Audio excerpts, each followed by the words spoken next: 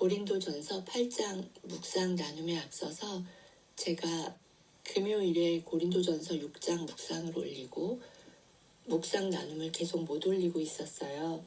일주일 전부터 눈이 많이 아파서 글을 읽는 것도 간단히 위챗이나 카톡에 답을 하는 것도 어려울 정도로 눈 상태가 좀 안 좋아졌었어요. 그래서 당분간 새벽 기도와 말씀 묵상 외에는 책이나 모니터를 꺼두고 오전 오후로 산책을 하기도 했거든요. 솔직히 유튜브를 처음 시작할 때 이미 저는 매일 큐티를 하고 있었고 나눔이 일상이었기 때문에 이 일이 어려울 거라는 생각 못했어요. 그런데 점점 하다 보니까 버벅대면 다시 녹음하고 그러다 보니까 그게 싫어서 원고를 쓰게 되고 그 원고를 몇 번이나 고치고 그러면서 엄청난 시간을 들이고 있더라고요. 물론 저에게는 그 말씀을 가까이 하는 좁은 시간이었지만 나름의 스트레스랑 부담이 되게 컸었나 봐요. 그러다 보니까 더 좋은 묵상은커녕 시간만 엄청 들이고 있는 저를 발견하게 됐어요. 사실 유튜브 안에는 목사님들의 좋은 설교 유튜브들이 엄청 많잖아요. 그냥 저는 저만의 거칠지만 진솔한 이야기를 담고 싶었는데 저도 모르게 뭔가 지식을 나누려고 했었던가 봐요. 그래서 이 시간이 저에게는 약이 되었습니다. 왜 이토록 눈을 혹사했을까? 저도 모르게 아마 잘하려고 했나 봐요. 잘하는 게 뭐죠? 결국은 남하고 비교하는 거잖아요. 저는 그저 저일 뿐이고 내 모습이 많이 부족해도 그 부족한 저를 부르신 것인데 저는 또다시 초심을 잃고 바울이나 팀 켈러는 아니더라도 탁월한 묵상가가 되고 싶었나 봅니다. 맨 처음 시작할 때는 단 한 영혼에게 가닿는 진솔한 메시지를 전하고 싶었는데 어느 순간 그 복음의 알맹이는 사라지고 그 초심과 그 기쁨은 잊은 채 부담만 남은 것은 아니었는지 돌아보게 되었습니다. 그래서 감사합니다. 넘어져도 다시 일어나면 되니까요. 틀리면 고치면 되니까요. 자, 그럼 8장 본문으로 들어가 볼게요.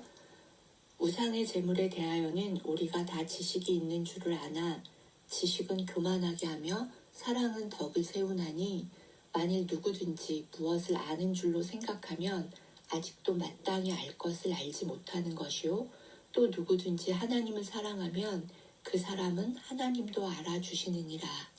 그러므로 우상의 제물을 먹는 일에 대하여는 우리가 우상은 세상에 아무것도 아니며 또한 하나님은 한 분밖에 없는 줄 아노라.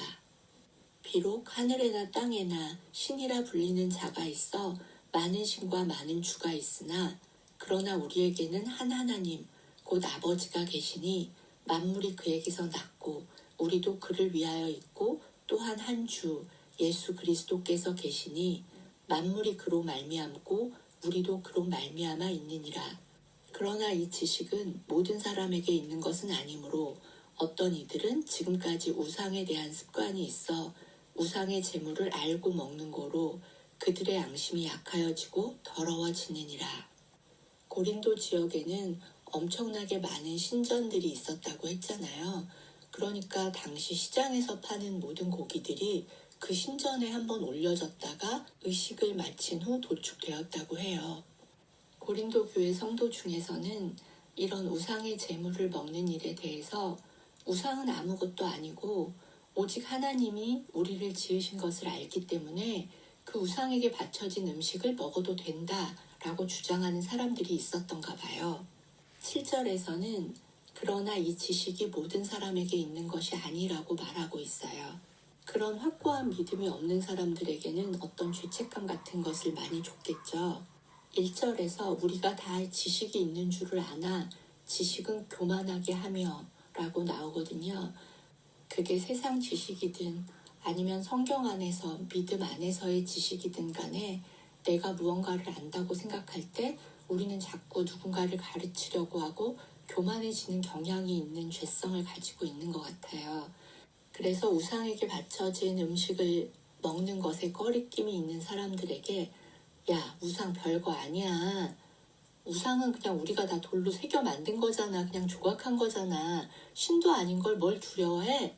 이러면서 가르치려고 했던 거죠. 그런데 그렇게 아는 척하는 사람에게 이 절은 아직도 마땅히 알 것을 알지 못하는 것이요 라고 표현하고 있어요. 마땅히 알 것은 아마도 사랑이겠죠. 너희에게 정말 알아야 될 것, 그런 사랑이 있다면 그렇게 교만하게 하지 않고 사랑은 덕을 세운다 라고 표현하고 있는 거죠. 3절에서는 누구든지 하나님을 사랑하면 그 사람은 하나님도 알아주시느니라. 사람이 사람을 사랑해도 상대방이 아는데 하나님이 이것을 모르실 리가 있나요? 당연히 알아주시겠죠. 그런데 이 구절은 어찌 보면 누구든지 하나님을 사랑하는 사람은 하나님의 마음을 깨달아서 그 사랑으로 세상을 어떻게 사랑하고 사람들에게 그 사랑을 어떻게 전하며 그 사랑이 덕을 어떻게 세워가는지를 아는 사람이 된다라는 의미로 저는 읽혀지더라고요. 그러나 하나님을 아는 것도 지식이 될 수가 있구나. 내가 하나님에 대해서 아는 것과 내가 진심으로 체험한 하나님을 아는 사람, 그래서 그 하나님의 사랑을 아는 사람은 다른 사람이 되겠구나. 그러하기에 우리는 언제나 우리의 암과 우리의 삶을 분별해서 보아야 하고 그 삶이 삶이 되지 않으면 누군가에게는 걸림이 된다는 구절들이 이어집니다. 음식은 우리를 하나님 앞에 내세우지 못하나니 우리가 먹지 않는다고 해서 더 못 사는 것도 아니고 먹는다고 해서 더 잘 사는 것도 아니니라. 그런즉 너희의 자유가 믿음이 약한 자들에게 걸려 넘어지게 하는 것이 되지 않도록 조심하라.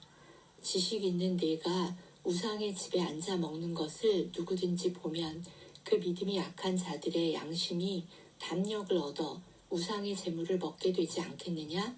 그러면 네 지식으로 그 믿음이 약한 자가 멸망하나니 그는 그리스도께서 위하여 죽으신 형제라. 이같이 너희가 형제에게 죄를 지어 그 약한 양심을 상하게 하는 것이 곧 그리스도에게 죄를 짓는 것이니라.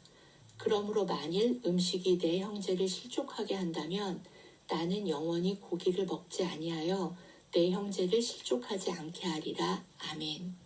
고린도전서 6장까지는 비오티카, 정말 작은 일 가지고 다투었던 그들이 이제는 아디아포라, 본질이 아닌 비본질을 가지고 바울에게 계속 질문하고 있어요.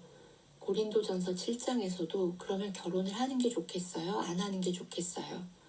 믿지 않는 남편이랑은 이혼을 해야 되나요? 과부라면 다시 결혼을 해도 되나요? 이런 질문들을 계속 바울에게 하고 있는 것이죠. 우리도 그렇지 않나요? 술을 먹는 게 맞아요? 안 먹는 게 맞아요? 크리스찬이라면요. 그런데 사회생활 해야 되잖아요. 상사나 직장 동료에게도 복음을 전하려면 제가 술을 좀 마셔야 되지 않겠습니까? 이런 질문이요. 시댁이 믿지 않는 집안일 때 제사를 드려야 하나요? 안 드려야 하나요? 이런 모든 것들이 본질은 아니라는 것이죠. 그러나 스스로 믿음이 강한 자라고 생각하면서 나는 믿음 안에서 자유를 가졌다. 나는 비본질인 것에는 자유한다 라고 말하는 사람들이 오히려 믿음이 약한 자들을 걸려 넘어지게 하는 올무가 될 수도 있다는 것입니다. 스스로 자기는 믿음이 강하다고 생각하는 사람들에게조차 그 믿음이 지식이 되어버리면 교만하여지고 누군가 믿음이 연약한 형제들에게 시험거리가 될 수도 있습니다. 그렇지만 그 알미, 그 지식이 아니라 사랑이 된다면 바울의 고백처럼 내 형제를 실족하지 않게 하기 위하여 나는 영원히 고기를 먹지 아니하겠다. 같은 폭탄 선언을 하게 됩니다. 나 자신을 위해서, 나의 건강을 위해서도 음식 하나 제대로 절제하지 못하는데 연약한 형제를 세워주기 위하여 고기를 평생 동안 먹지 않겠다는 바울의 고백은 오늘 저의 믿음을 다시 돌아보게 합니다. 하나님, 저도 제 앓음을 드러내는 자가 아니라 하나님의 말씀 앞에 겸손히 서서 더 다정한 마음으로 나눌 수 있는 사람이 될 수 있도록 인도하여 주십시오.